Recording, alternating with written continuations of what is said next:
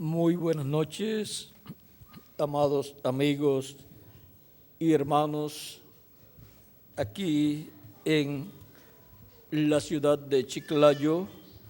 Es para mí un privilegio grande estar con ustedes aquí en el Perú, en la ciudad de Chiclayo, para compartir con ustedes unos momentos de compañerismo alrededor del programa divino correspondiente a este tiempo final.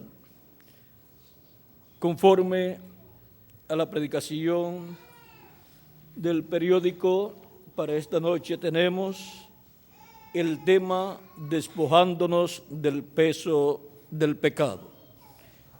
Y vamos a ver en esta noche, a través de la palabra de Dios, cómo nos despojamos del peso del pecado. Dice San Pablo a los Hebreos en el capítulo 12, verso 1 al 2, por tanto, nosotros también, teniendo en derredor nuestro tan grande nube de testigos, despojémonos de todo peso y del pecado que nos asedia, y corramos con paciencia la carrera que tenemos por delante. Puesto los ojos en Jesús, el autor y consumador de la fe, el cual por el gozo puesto delante de él sufrió la cruz, menospreciando el oprobio, y se sentó a la diestra del trono de Dios. Que Dios bendiga nuestras almas y nos permita entender su palabra en esta noche. En el nombre eterno del Señor Jesucristo, amén y amén. Pueden tomar asiento si tienen la bondad.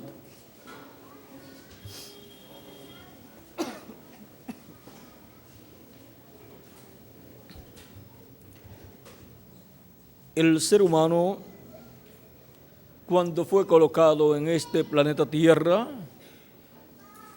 fue colocado en un cuerpo creado por Dios del polvo de la tierra. Pero antes de venir al ser humano a este planeta Tierra en un cuerpo de carne, él ya estaba en un cuerpo espiritual, un cuerpo angelical, en el cual vivió, no sabemos cuántos días, años, milenios o millones de años. Esa clase de cuerpo espiritual o angelical que tienen los ángeles, y en el cual el primero que ha estado en ese cuerpo ha sido nuestro amado Señor Jesucristo.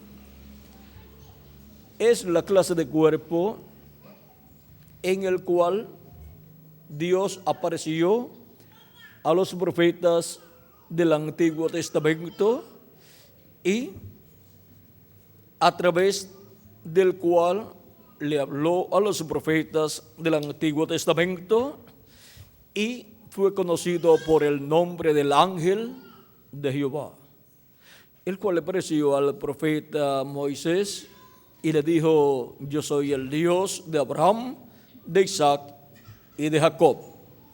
Y el Dios de Abraham, de Isaac y de Jacob, el ángel de Jehová, libertó al pueblo hebreo.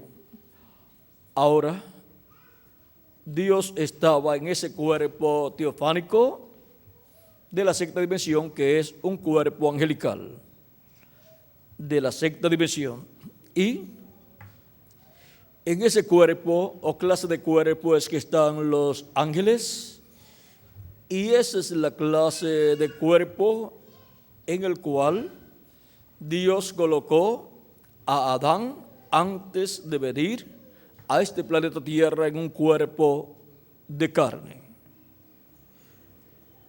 Este cuerpo angelical, vean ustedes, es el cuerpo en el cual encontramos a Dios manifestado y desde ese cuerpo fue que Dios creó todas las cosas.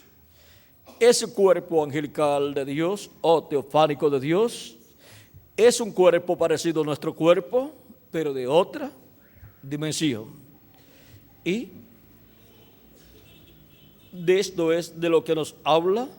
Por ejemplo, en el Génesis dice que al principio creó Dios los cielos y la tierra. Y ahora nos dice, eso está en Génesis capítulo 1, verso 1, y en San Juan capítulo 1, verso 1 en adelante dice, en el principio era el verbo, y el verbo era con Dios, y el verbo era Dios. Este era en el principio con Dios. Todas las cosas por Él fueron hechas, y sin Él nada de lo que ha sido hecho fue hecho. Ahora vean que el verbo era en el principio con Dios, y el verbo era Dios. Y el verbo fue el que creó todas las cosas. Ahora, ¿cómo puede ser esto? ¿Cómo se puede entender? En el principio era el verbo, que es el cuerpo teofánico o angelical de Dios. Y el cuerpo angelical de Dios, el verbo, era con Dios. Y por Él fueron hechas todas las cosas. O sea, Dios, dentro de su cuerpo teofánico angelical, desde ahí creó el universo, creó todas las cosas. Y miren ustedes, dice, y sin Él nada de lo que ha sido hecho fue hecho. O sea que toda la creación la llevó a cabo Dios a través de su cuerpo teofánico, su cuerpo angelical. Un cuerpo parecido a nuestro cuerpo, pero de otra dimensión. O sea que el que creó todas las cosas, el universo completo, es un hombre de otra dimensión, llamado el ángel de Jehová o ángel del pacto, el cual es el mismo Dios en su cuerpo teofánico, o sea, cuerpo angelical. En esa forma le aparecía Dios a muchos profetas. Se le apareció a Abraham, le apareció como Melquisedec, y luego le apareció como Elohim. Le apareció también a Jacob como el ángel con el cual luchó Jacob, el cual le cambió el nombre a Jacob cuando lo bendijo. Y también le apareció a Manoa, el padre de Sansón, y Manoa quería saber el nombre del ángel de Jehová, pero el ángel no le dio a conocer su nombre. Y Manoa le dijo a su esposa, hemos de morir porque hemos visto a Dios cara a cara. Habían visto a Dios cara a cara en el cuerpo teofánico de Dios. Y así sucedió a través del Antiguo Testamento, cuando le aparecía Dios en esa forma visible, en la forma de un hombre, pero de otra dimensión. En esa forma le apareció también Dios al profeta Moisés. Pero vean ustedes, aún con todo y eso, la Biblia continúa diciendo que nadie jamás ha visto a Dios. ¿Por qué? Porque lo que han visto es el cuerpo teofánico de Dios, pero no han visto el que está dentro de ese cuerpo teofánico. Ahora, continuamos viendo lo que aquí nos dice, en Él estaba la vida, y la vida era la luz de los hombres. La luz en las tinieblas resplandece, y las tinieblas no prevalecieron contra ella. Hubo un hombre enviado de Dios, el cual se llamaba Juan, o sea, Juan el Bautista. Este vino por testimonio, para que diese testimonio de la luz, a fin de que todos creyesen por él. No era la luz, sino para que diese testimonio de la luz. Aquella luz verdadera que alumbra a todo hombre, venía a este mundo. O sea, esa luz verdadera, el verbo que era con Dios y era Dios. En el mundo estaba, y el mundo por él fue hecho, pero el mundo no le conoció. A los suyos vino, y los suyos no le recibieron, o sea, el pueblo hebreo. Mas a todos los que le recibieron, a los que creen en su nombre, les dio potestad de ser hechos hijos de Dios, los cuales no son engendrados de sangre, ni de voluntad de carne, ni de voluntad de varón, sino de Dios. Y ahora vean Y aquel verbo fue hecho carne y habitó entre nosotros.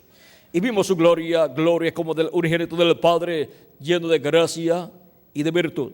Y cuando el verbo se hizo carne, ¿qué pasó? Lo conocimos por el nombre de Jesús.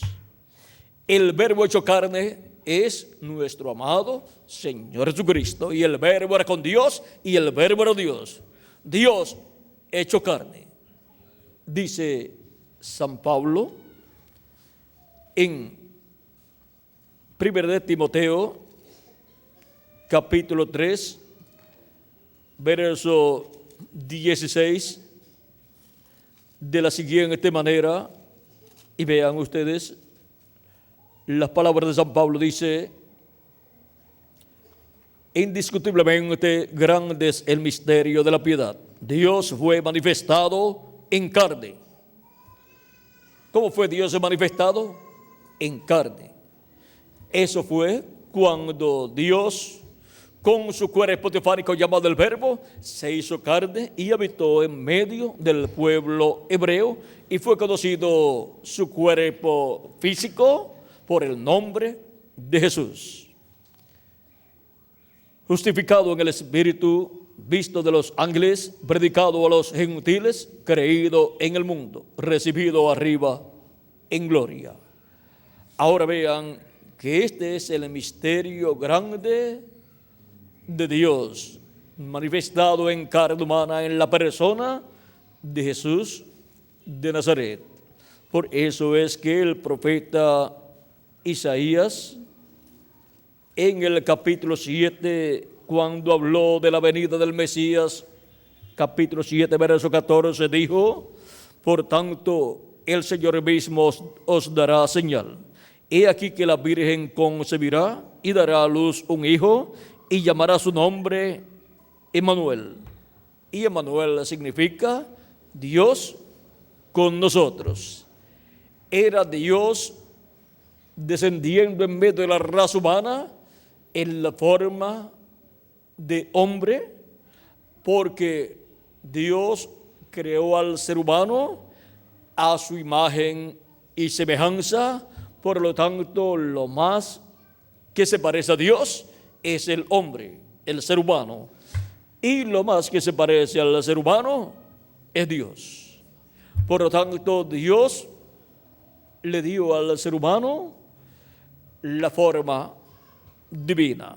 Y ahora Dios, cuando viene en medio de la raza humana en carne, viene en la forma de hombre.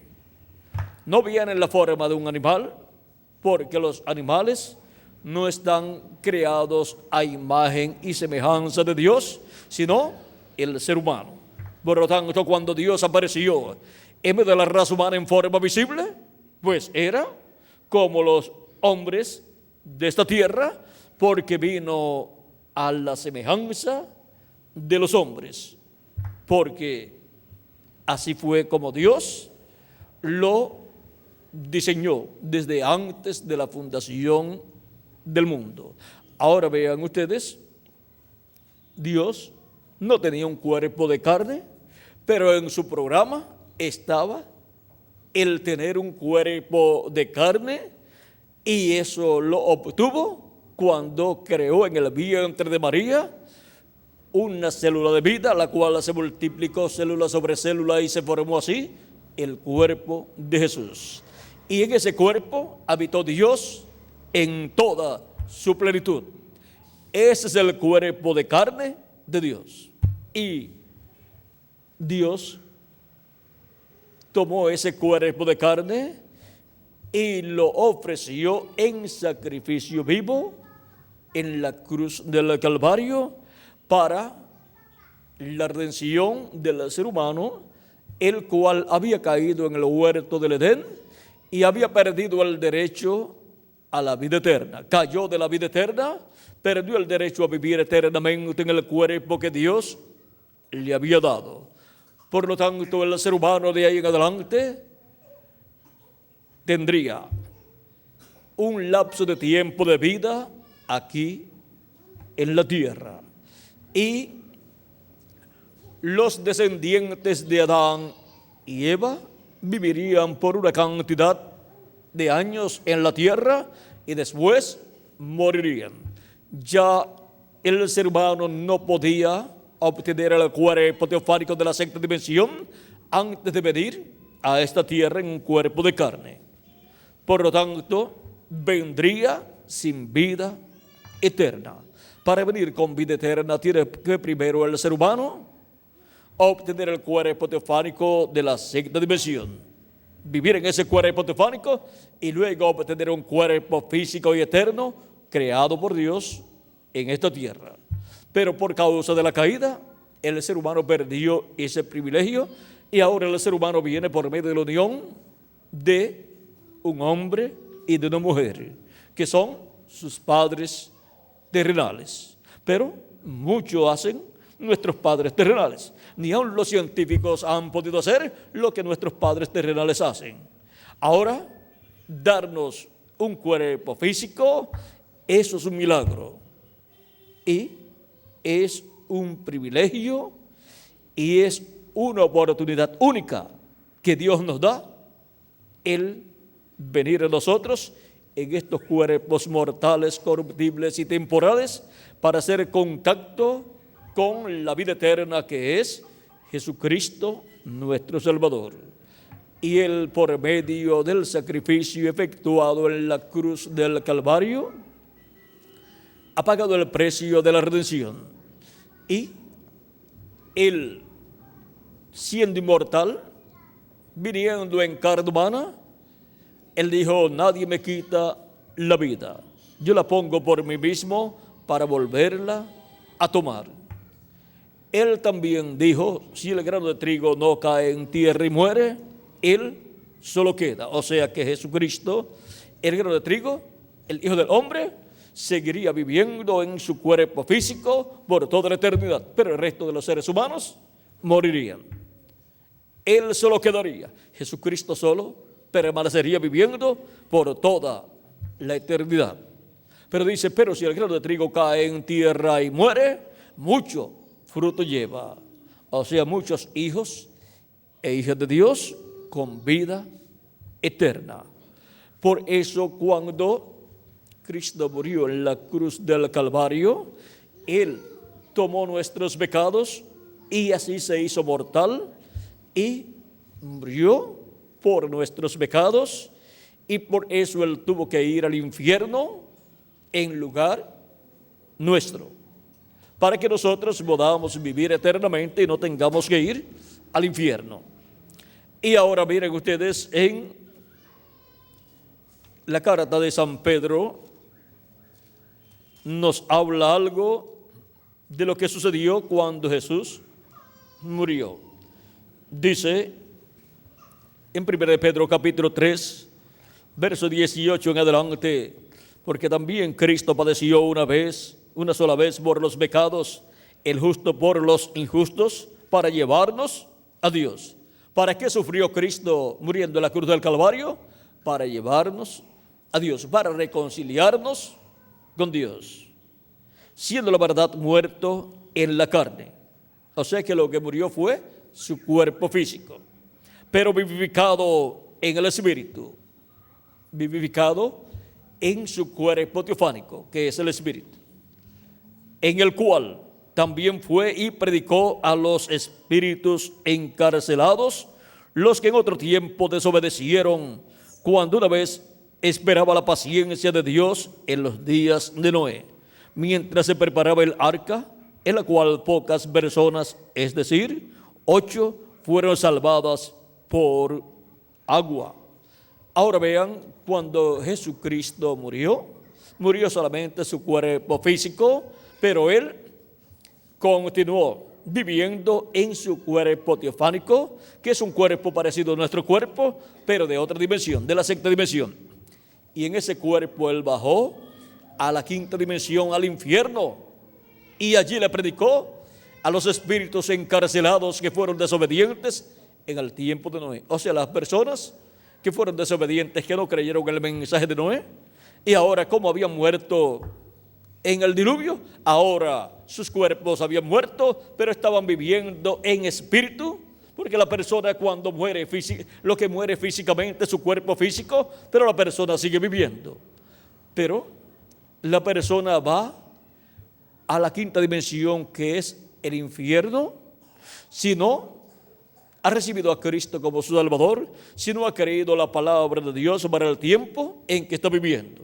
La quinta dimensión es otro mundo del cual la persona no puede salir hasta que Dios los resucite para llevarlos al juicio final. Y eso será después del reino milenial. Es un mundo, otra dimensión, en donde ni se habla de Dios, ni se predica de Dios, ni se sirve a Dios, y en donde Dios no está. Ahora, en esa ocasión, Dios en su cuerpo teofánico, Jesucristo en su cuerpo teofánico, visitó el infierno y les predicó a las almas que estaban en sus cuerpos espirituales, o sea, en sus espíritus, en esos cuerpos de esa quinta dimensión. Les predicó no para salvación, sino les predicó juicio, condenación, porque no habían creído al mensaje de Noé, el cual era el mensaje de Dios para aquel tiempo, y por eso fueron destruidos con el diluvio. Algunas personas piensan que cuando Dios envía un profeta, toda la gente van a creer en él. Pero miren, en los días de Noé, Dios envió un profeta dispensacional para darle a conocer que el fin de aquella generación antediluviana había llegado. Pero solamente 8 personas, Noé, su esposa, sus 3 hijos y sus 3 yernas, creyeron y entraron al arca. Fueron también los que trabajaron en la construcción del arca. Y quizás algún carpintero al cual Noé le pagó. Ahora podemos ver que cuando Dios envía un profeta mayor, que es un profeta dispensacional como Noé, no necesariamente todas las personas tienen que creer. Solamente creen los que son de Dios. El que es de Dios, la voz de Dios oye. Mis ovejas oyen mi voz y me siguen. Algunas personas piensan que Dios no puede destruir una ciudad, una nación o el mundo entero. Pero miren, con el diluvio, vean ustedes, destruyó hasta los animales.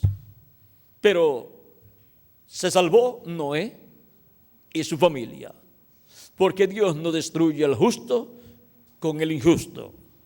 Y ahora nosotros estamos en un tiempo mejor, superior al tiempo de Noé.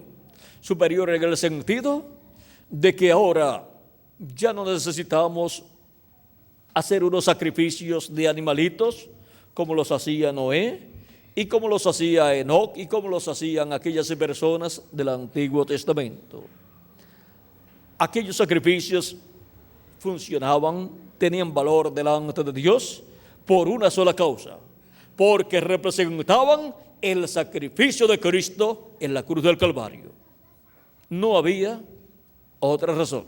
Todos los sacrificios establecidos por Dios para el pueblo hebreo representaban el sacrificio de Cristo en la cruz del Calvario.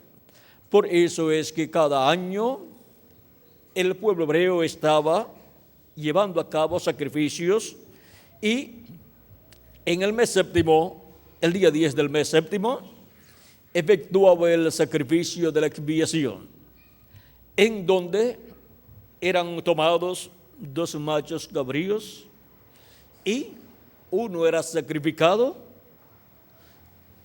para la expiación. Era el sacrificio de la expiación. Su sangre era llevada por el sumo sacerdote al lugar santísimo y esparcía sobre el propiciatorio, que era la tapa del arca del pacto, donde estaban los 2 querubines de oro, y sobre el propiciatorio ahí estaba la presencia de Dios en la luz de la Shequina, aquella misma luz que había aparecido a Moisés y que había libertado al pueblo hebreo y los había guiado por el desierto. Estaba sobre el propiciatorio, y ahí venía el sumo sacerdote y esparcía con su dedo 7 veces con la sangre de la expiación del macho cabrío. También él traía el incensario y echaba el incienso dentro del incensario que estaba encendido en fuego, y al quemarse el incienso subía la nube de humo del incienso y cubría todo el propiciatorio. Y ahí venían las oraciones de todo el pueblo, y la misericordia de Dios era extendida al sumo sacerdote y al pueblo hebreo. Luego salía el sumo sacerdote y tomaba el macho cabrío, el otro macho cabrío, y confesaba poniendo sus manos sobre la cabeza del macho cabrío, confesaba los pecados del pueblo sobre ese macho cabrío que no había sido sacrificado, y luego era enviado por una persona escogida para ese propósito, era enviado por el desierto, y así eran llevados lejos los pecados del pueblo. Ahora, tanto el macho cabrío de la expiación que era sacrificado, como el otro macho cabrío que no era sacrificado, sino que eran confesados los pecados del pueblo sobre él y luego enviado al desierto, ambos representan a Cristo. El macho cabrío que era sacrificado y su sangre llevada al lugar santísimo y colocada, esparcida sobre el propiciatorio, representa a Cristo siendo sacrificado en la cruz del Calvario. Y vean ustedes, es nuestro amado Señor Jesucristo en su cuerpo físico. Y luego el otro macho cabrío representa a Jesucristo en su cuerpo teofánico de la sexta dimensión, el cual descendió al infierno, a ese lugar desierto donde Él fue con nuestros pecados y allá los dejó. Y cuando se levantó justificado, sin los pecados del pueblo, porque fueron llevados lejos, allá donde estaba el que originó el pecado, el diablo. Y así, vean ustedes, Él quitó de nosotros el pecado, porque Él es nuestro Salvador, nuestro Redentor. Y ahora, cuando la persona escucha la predicación del Evangelio y recibe a Cristo como su Salvador y lava sus pecados en la sangre de Cristo, los pecados de la persona son quitados por la sangre de Cristo, porque la sangre de Cristo nos limpia de todo pecado. Y luego nos da su espíritu y produce el nuevo nacimiento, del cual habló Cristo a Nicodemo cuando le dijo: de cierto te digo que el que no nazca de nuevo no puede ver el reino de Dios. Nicodemo estaba interesado en el reino de Dios, y toda persona está interesada en el reino de Dios. Todos quieren entrar al reino de Dios, y hay una forma para entrar. Cristo le dijo que era necesario nacer de nuevo. Nicodemo le dice: ¿cómo puede hacerse esto? ¿Puede acaso el hombre, ya siendo viejo? Parece que ya Nicodemo estaba avanzado en edad. ¿Y cómo estaría su mamá? Ahora, ¿cómo puede hacerse esto? Ya siendo el hombre viejo, ¿puede acaso el hombre entrar en el vientre de su madre y nacer de nuevo? Jesús le dice: de cierto te digo que el que no nazca del agua y del Espíritu no puede entrar en el reino de Dios o reino de los cielos. Es por medio del nuevo nacimiento, al creer en Cristo como nuestro Salvador y lavar nuestros pecados en su sangre, que obtenemos el nuevo nacimiento. Y así obtenemos un cuerpo teofánico, un espíritu teofánico de la sexta dimensión. Un cuerpo teofánico igual al cuerpo teofánico de nuestro amado Señor Jesucristo. Y entramos a vida eterna. Hemos nacido en el reino de Dios. Tenemos un cuerpo tefánico de la sexta dimensión. Y para el día postrero, vean lo que Cristo ha prometido en San Juan, capítulo 6. Es una promesa de nuestro amado Señor Jesucristo para todos los creyentes en Él. Dice capítulo 6, verso 39 y 40, y esta es la voluntad del Padre, el que me envió, que de todo lo que me diere no pierda yo nada, sino que lo resucite en el día postrero. ¿Cuándo Él dice que lo resucitará? En el día postrero. Y esta es la voluntad del que me ha enviado, que todo aquel que vea al Hijo y cree en Él, tenga vida eterna. Y yo le resucitaré en el día postrero. Ahora vean, el que cree tiene vida eterna, recibe vida eterna. Sus pecados son perdonados y son quitados de él. Y queda justificado como si nunca antes hubiese pecado. Y ahora la promesa es que para esas personas Él los resucitará. Si han muerto físicamente, los resucitará. Y si estamos vivos, nos transformará. Y esto es para el día postrero. Y el día postrero es el séptimo milenio de Adán hacia acá, o tercer milenio de Cristo hacia acá. Ahora, ¿en qué año del tercer milenio de Cristo hacia acá, o séptimo milenio de Adán hacia acá? No sabemos en qué año, pero en alguno de los años de ese milenio postrero, porque un día delante del Señor es como 1000 años, y 1000 años como un día. O sea que un día delante del Señor para los seres humanos son 1000 años, o sea, un día milenial. Y ahora, si le añadimos al calendario los años de atraso que tiene, ya estamos en ese día postrero, en ese séptimo milenio, que es el día postrero delante de Dios. Pero si dejamos el calendario como está, solamente faltan unos 5 meses y algo para algunas naciones y algunas personas para terminar el milenio que estamos viviendo y comenzar el nuevo milenio y comenzar también el siglo XXI. Para otras naciones será cuando termine el año 2000 y comience el año 2001. Pero para otros será cuando termine el año 1999 y comience el año 2000. Es porque algunos cuentan el año en el calendario, cuentan desde el año 0 en adelante, desde el nacimiento de Jesús, y otros cuentan año 1, desde el momento en que nació nuestro amado Señor Jesucristo. Pero si le añadimos al calendario los años de atraso que tiene, ya hace tiempo estamos dentro de ese día postrero que es el milenio postrero, o sea, séptimo milenio de Adán hacia acá y tercer milenio de Cristo hacia acá. Pero, ¿en qué año de ese milenio postrero Él resucitará a los muertos en Cristo y nos transformará a nosotros? No sabemos, pero sabemos que Él prometió un llamamiento y enviará a sus ángeles con gran voz de trompeta y juntarán a sus escogidos. San Mateo capítulo 24, verso 31.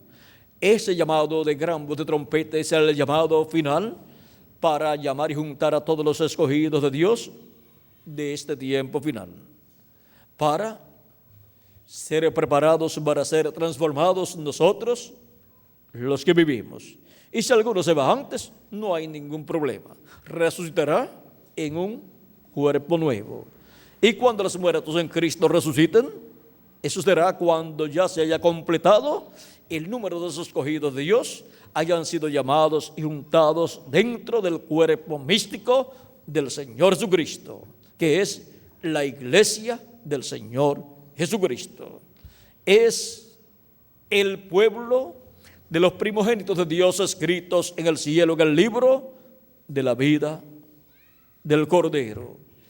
Y cuando se complete ese cuerpo místico de creyentes, entonces Cristo se levanta del trono de intercesión en el cielo, porque Él, así como el sumo sacerdote, hacía intercesión en el tabernáculo que construyó Moisés y en el templo que construyó el rey Salomón. Y cuando terminaba su obra de intercesión en el lugar santísimo, luego salía y el pueblo quedaba reconciliado completamente con Dios, y sus pecados cubiertos con la sangre de la expiación. Pero ahora tenemos una expiación perfecta, que es la expiación de Cristo. Por lo tanto, no se necesitan todos los años estar llevando a cabo un sacrificio por el pecado. Cristo efectuó ese sacrificio y entró al lugar santísimo del templo celestial, y allí ha estado haciendo intercesión como sumo sacerdote, porque Él es el sumo sacerdote Melquisedec, el sumo sacerdote del templo que está en el cielo. Todo eso fue representado en el templo terrenal que construyó Moisés y el templo terrenal que construyó Salomón, y el orden sacerdotal de Leví, del cual Aarón fue el primero de los sumos sacerdotes. Todo ese sumo sacerdocio es figura del sumo sacerdocio del templo celestial, el sumo sacerdocio de Melquisedec. Ahora ya no necesitamos un templo terrenal, ya no tenemos el de Moisés ni el de Salomón, y no hay ningún templo terrenal en Israel, en Jerusalén, para llevar a cabo los sacrificios por el pecado, pues ya ese tiempo pasó y entró en función todo el orden celestial, en donde Cristo está como sumo sacerdote efectuando esa labor, hasta que quede reconciliado con Dios hasta el último de los escogidos de Dios. Por eso San Pablo dice: reconciliaos hoy con Dios. Y esto es por medio del sacrificio de Jesucristo, nuestro Salvador, con el cual son quitados nuestros pecados y somos reconciliados con Dios.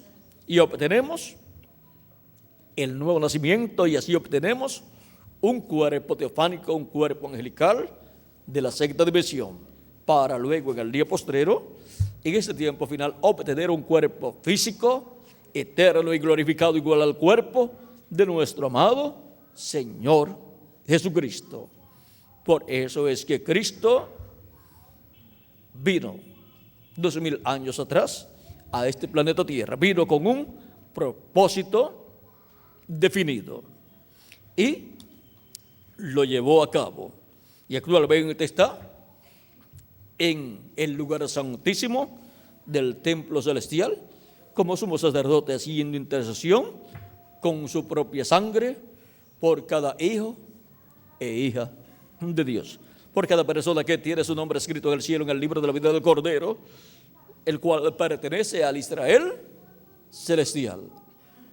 Y luego se tornará, cuando termine su labor, se tornará al pueblo hebreo. Y el pueblo hebreo, como también nosotros, no necesitamos un templo terrenal en donde efectuemos sacrificios de animalitos. Ya el sacrificio perfecto fue efectuado por nuestro amado Señor Jesucristo. ¿Ven el por qué ya no se necesitan templos terrenales donde se lleven a cabo sacrificios? Porque esos sacrificios eran tipo y figura del sacrificio de Cristo en la cruz del Calvario. En ese sacrificio de Cristo se cumplieron todos los demás sacrificios de animalitos, los cuales solamente cubrían el pecado. Pero el único que quita el pecado es el sacrificio de nuestro amado Señor Jesucristo. Por eso cuando Jesucristo resucitó, resucitaron con Él los santos del Antiguo Testamento, porque el pecado de ellos estaba cubierto por los sacrificios que ellos habían efectuado, pero cuando murió Cristo en la cruz del Calvario, los pecados de ellos fueron quitados. Ellos habían efectuado los sacrificios que tipificaban el sacrificio de Cristo. Por lo tanto, tenían sus pecados cubiertos, esperando que llegara el sacrificio perfecto para que sus pecados fueran quitados y pudieran ir a la presencia de Dios. Fueron resucitados cuando Cristo resucitó, y después cuando Cristo ascendió al cielo, ascendieron al cielo con Cristo todos los santos del Antiguo Testamento. Para este tiempo final, ascenderán con Cristo todos los santos del Nuevo Testamento, resucitarán los muertos en Cristo, nosotros los que vivimos, seremos transformados y ascenderemos con Él a la casa de nuestro Padre Celestial, a la cena de las bodas del Cordero. Ahora miren todos los beneficios, las bendiciones que hay para todos los que se despojan del peso del pecado. Y es por medio de nuestro amado Señor Jesucristo y su sacrificio en la cruz del Calvario. Usted no puede quitar sus pecados con buenas obras. Es solamente por medio de la sangre del sacrificio de Cristo en la cruz del Calvario. Usted no puede nacer de nuevo de sí mismo. Como decía Nicodemo, ¿cómo puede hacerse esto? ¿Puede acaso el hombre, ya siendo viejo, entrar en el vientre de su madre y nacer de nuevo? ¿Ven? Él pensó en una forma humana, pero no era en una forma humana, era en una forma divina. Era por medio de nacer del agua y del Espíritu, un nuevo nacimiento, en el cual la persona obtiene vida eterna y está disponible para todo ser humano. Pero algún día se cerrará la puerta de la misericordia y ya no habrá más oportunidad, porque Cristo saldrá del trono de intercesión en el cielo y ya no habrá quien interceda por las personas. Ya habrá terminado su labor o su obra de intercesión. Recuerden que en el día de la expiación el pueblo estaba llamado a afligirse delante de Dios, arrepentido de sus pecados, para obtener el perdón de sus pecados. Y el que no lo hiciera en ese tiempo, en ese día, sería cortado del pueblo. Y así es para todo ser humano.